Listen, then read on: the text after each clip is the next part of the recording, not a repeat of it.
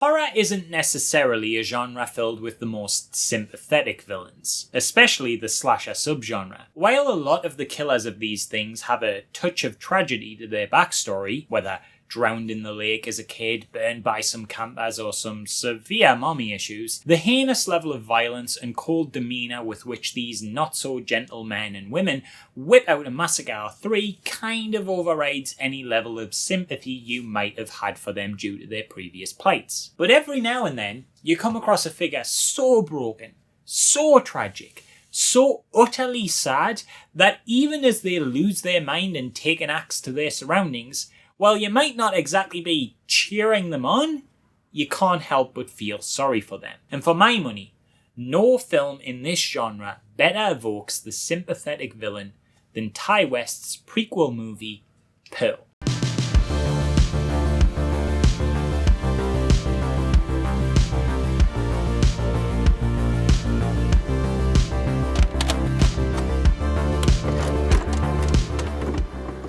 If you ask me who the most sympathetic villain in horror movies is, I'd tell you it ain't Sadako, the young girl in Ringu bludgeoned and thrown down a well by a doctor frightened of her powers. It ain't Carrie, the telekinetic young woman tormented by bullies and her staunchly religious mother who eventually snaps in a psychic bloody fury. It arguably might be Frankenstein's monster, who, by the way, for the pedants out there, it is totally okay to call him Frankenstein actually, because Frankenstein is a surname, so as his technical father is Dr. Frankenstein, he would also be Frankenstein. Stop doing the, well actually, Frankenstein was the doctor shtick.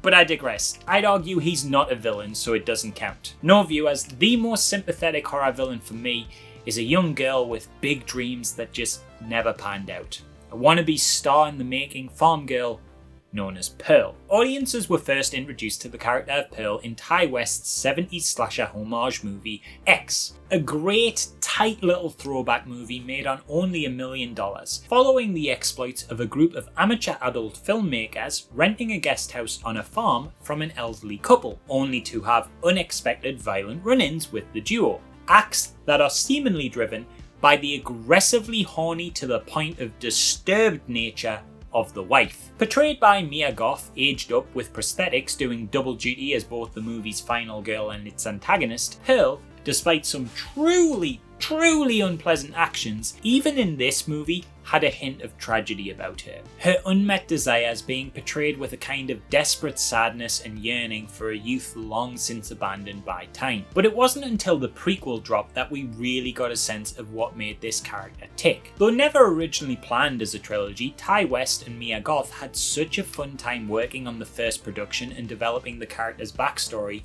that West began working on a script while X was still in development, and was surprised when A24 greenlit a whole franchise, and work on this prequel began as soon as production wrapped on the original. Mia also got to flex her writing skills on this one, and I think it shows, as it's clearly a script driven by a deep understanding of its titular character. And you can tell from her performances, Mia gets what makes Pearl tick. Set in 1918, over 60 whole years before that first entry into the series, the film follows Mia as Pearl once more, although this time as a young farm girl who dreams of becoming a starlet, though several barriers are in her way, from her background, her naivete, her husband fighting in World War I, a sick and paralysed father she must care for, her clear psychological issues that often manifest in cruel tendencies, and most notably, her strict and authoritarian mother who insists on Pearl serving her family at the farm, which, to Pearl, functions as nothing more than a cold and unloving prison. All in all, Pearl is not having a good time, but there does appear to be a slightly interesting element of hope on the horizon. While out running errands for her mother in town, she meets a handsome projectionist, portrayed by David Corenswet, a man who I saw for the first time in this movie and immediately commented afterwards, "That dude's got such a perfect look, natural charm and voice to play Superman." And hey, what do you know? This guy's now been cast as Superman. So not saying I'd make an incredible casting director or anything, but just saying, Mr. James Gunn, I could have cast the lead in your movie years before you did. All you had to do was ask me, mate. I would require you to buy a t-shirt for my services though. It is for charity after all. You understand. Anyway, Superman here says he sees something in Pearl. who finds herself a little flattered and flustered by his sentiments when he encourages her to get into the movie business. And when Pearl's visiting rich sister-in-law Mitzi lets her know that the church in town is holding auditions for a dancing troupe, Pearl thinks this is her one-way ticket out of her misery and into her chorus girl dreams. That's the theory, at least anyway. But this is a horror film, and that ship isn't going to sail so smoothly. Pearl's horror doesn't necessarily come from its violent slasher antics, although there's certainly a lot of that to go around. It comes from its tragic character drama of watching a troubled woman slowly fall apart at the seams. The blueprint for Pearl's demise is present from the film's beginning. There's some small dark part of her that can't help but bubble up to the surface in a seemingly uncontrollable way. In early scenes we see her hurt animals in a detached manner, the kind of thing that would in any other film immediately distance her from the audience and put up this barrier between her and any chance of eliciting sympathy, but it's done in such a way as to not seemingly come from a place of malicious intent or twisted enjoyment, but just as a kind of cold, senseless act, almost carried out in a manner that seems borderline involuntary and trance-like. What's interesting as well is Pearl clearly shows a love for at least the animals on the farm that she has a familiarity with, waxing lyrical to them about her dreams as she feeds them, chatting with them in the kind of playful manner people do to their pets. It's a bizarre juxtaposition to see her so happily conversing with the cows as if they were family, to cruelly killing a duck that just wanders into the room. For lack of a better word, there's something deeply unhinged about Pearl. And as things continue to not go her way, as the obstacles around her continue to grow greater and more of a problem, Pearl creeps towards a point in the film where this darkness below the surface becomes basically the all-encompassing and dominant aspect of her personality, driving her every action into violent, furious outbursts at every person she perceives to have wronged her. In essence, it's no different than any other slasher when it's taken at its most basic level. Someone goes mad and kills a bunch of people. But what makes Pearl so well crafted is the manner in which Pearl gets to that point isn't relegated to some campfire story told in a minute-long scene before we skip to the slashing. It's the journey that makes up the entire film's narrative. There's a sincere tragedy to Pearl's story in that you get the sense that if things were maybe a little bit different, if people were a little bit kinder, if her life weren't a little bit poorer, maybe she would have been alright. Her mother is needlessly spiteful to her, arguably as a way to lash out at her clear dissatisfaction with her own life as a friendless and poor German immigrant and now full-time carer of her paralysed husband. It's clear her mother resents Pearl for her dreams, resents her for the burden of her upbringing. At every avenue she seeks to control Pearl. Every minor thing Pearl does wrong becomes this huge issue to create a justification for her punishment. And even when Pearl does nothing wrong at all, she reacts to her presence with a complete disdain, as if disgusted to even be around her. Imagine growing up in an environment so abusive. Imagine marrying into a wealthy family for a chance to escape, only to be told by your husband that he wants a down-to-earth life on your farm, and then he goes off to war, leaving you once again alone with your tormentor in this prison you are so desperate to leave. It's clearly an upbringing in life that has left its scars on Pearl. As even removed from the violence, she expresses a strange and often childlike naivety that betrays a total lack of world experience. And on top of that, oh boy is this lady sexually frustrated. I mean, damn, this woman is horny. Word of advice, make sure to remember the scarecrow scene that occurs in the film before you make it your pick for your weekly horror film club. Otherwise, be prepared to feel real awkward around your friends. But yeah, this lass is broken, but who can blame her? In these conditions, who wouldn't be? There's a fantastic scene where her and her mother have a huge blowout argument, and in the heat of the moment, her mother confesses to knowing about how dangerous Pearl is, about having seen what she does when no one else is looking. It's a fantastic line as it gives some legitimacy to her mother's apparently needless distaste for her own daughter. But it brings into question a complex discussion concerning Pearl's character. Is her mother cruel because she is scared of Pearl? Or is Pearl scary because her mother was so cruel to her? What came first, the chicken or the egg?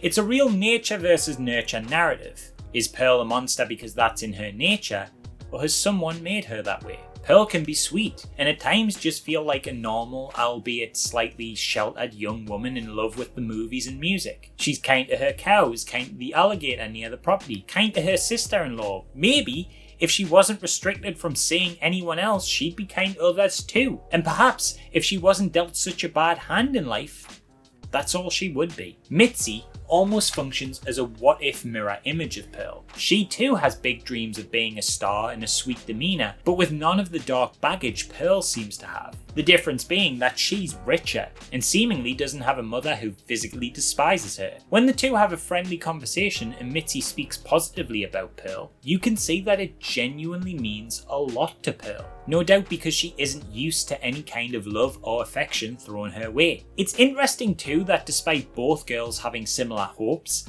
Mitzi's resolve in achieving these aspirations is nowhere near as strong as Pearl's is. And that's because, unlike Pearl, she doesn't need it. For Pearl, becoming a dancer, travelling far away, and maybe even getting into the movies isn't just something to aspire to, it's a lifeline. A last chance to get away from her horrible farm and her horrible mother. How appropriate that the object of Pearl's desires lies in an art form offering escapism. Because more than anything, Pearl must escape. And this is why Pearl, no matter what she does, awful as it may be, and she does do some truly awful things, always garners some level of sympathy. As each scene passes, you see more and more and more just how physically and mentally desperate she is. She doesn't start the movie as a murderous mess of a human, though the foundations are in place for her to become that. It takes a drip feed of the implied years of subjugation and abuse in an environment that, from her manner of speaking and her understanding of others' motives, feels like it created a stunted development, just building upon itself until she finally reaches her breaking point, at which point there's no stopping her. She's just too far gone. The film layers this character with tragedy upon tragedy, but never in a way that feels gratuitously mean-spirited or artificially exaggerated, just in a manner that feels like the unfortunate natural progression of someone in her environment with her clearly disturbed mind. And for me, the worst part of it all, and this is a spoiler here, so if you don't want to hear it, skip to this time code. That's your warning now. I'm giving you the count of 3, 2, 1. Pearl is talented. I know that doesn't sound like the most tragic thing in a movie that features multiple murders, but hear me out. Throughout the whole film, we're shown Pearl to be this naive young woman and told time and time again by her mother that she's a silly little girl with stupid fantasies bordering on the delusional. And what's weird is, we kind of believe her mum a little bit. From the way Pearl acts with sensibilities and a worldview sometimes bordering on a level similar to that of an innocent, starry-eyed teenager, unaware of the possibility that the world of cinema and dancing could be a cold and uncaring place because all she sees is the glitz and glam of it all, we sort of think that maybe she would be completely out of her depth even trying to make it in this world. I remember when she goes into that church audition towards the back end of the movie, bracing myself tightly for the very possible and very uncomfortable chance that her performance would be a cringe-inducing mess, or left feet and no charm, the kind of performance you might see a kid put on for their parents that would be met with supportive cheer, but in the cruel world of entertainment could see you laughed out of the building. And then, she's amazing. She completely loses herself in the performance and pulls out an impressive choreography filled with the bouncy, smiling energy these things are built upon, all sold in a kind of technicolor spectacle that makes her seem like a natural fit for the stage. Is a lot of this imagined in her head? Oh, most definitely. I doubt the audition came with practical sets and a boatload of extras, but I didn't read it to be imagined in the way that she was actually performing very poorly while her delusions made her think she was amazing. It felt to me like she really was amazing. And in that moment she could feel her future, her dreams all becoming fully realised, a look into the life she could be just a breath away from. And then, no, sorry, we were looking for someone blonde, absolutely crushing. It's the overriding sentiment of the movie, but it's never communicated more clearly here, that Pearl never stood a chance, because who she is, what she is, where she comes from, girls like her don't get to succeed. They don't get the help they need, and they don't get to get out of that. By this point, she's already very much on the wrong path, but this is the moment her downfall is truly sealed. And throughout all of this, Mia Goth sells this downfall with such a performance that there's times in the movie it borders on heartbreaking. It doesn't matter that she's stabbing people with pitchforks, you still feel Goth digging into the core tragedy of the character and making that front and centre of what the audience is engaging with. It cannot be understated how important her presence is within this movie, and there's a high chance that without her in the leading role, the whole thing could fall apart. I'd say it was a career-defining performance if Goth wasn't so young in her career, but even though I think she's probably going to deliver many more instances of incredible work in her future, I do think this is always going to be one that people come back to and celebrate. I know it's a cliche to say the Oscars don't respect horror and that if they did, Goth would absolutely have got the nod for this role, but there is genuinely some truly Academy Award-winning level stuff from her in here. At one point,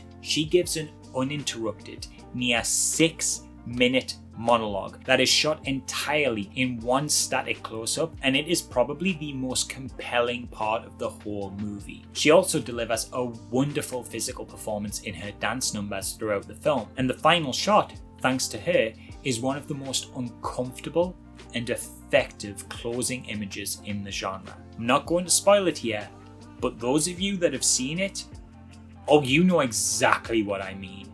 It literally hurts my teeth watching it. The direction and style of the film also aids in framing Pearl's story in a manner that mirrors her inner turmoil and conflict. Whereas X took visual inspiration from the likes of slashers such as the Texas Chainsaw Massacre with its sleazy, grimy, grisly and grainy approach to its cinematography, Pearl goes in the opposite direction, creating a tragedy in Technicolor, with visual cues from the golden age of Hollywood and the bright popping colours and visuals of films like The Wizard of Oz. This doesn't just give the film an interesting aesthetic that acts as a pastiche of the classical Hollywood cinema style beginning to take root in this time period, the style that Pearl within the narrative has fallen in love with, but also offers a little insight into how Pearl sees the world. The film flips between this almost camp use of colour with the sort of Technicolor style red and blue costuming, the black and white of silent movies, and that kind of lush green grass that seems to sprawl on forever in this version of America. Then it takes those images and adds a very different kind of red with its spatterings of violence. A red that seems totally at odds with the world it occupies, as if two very different worlds are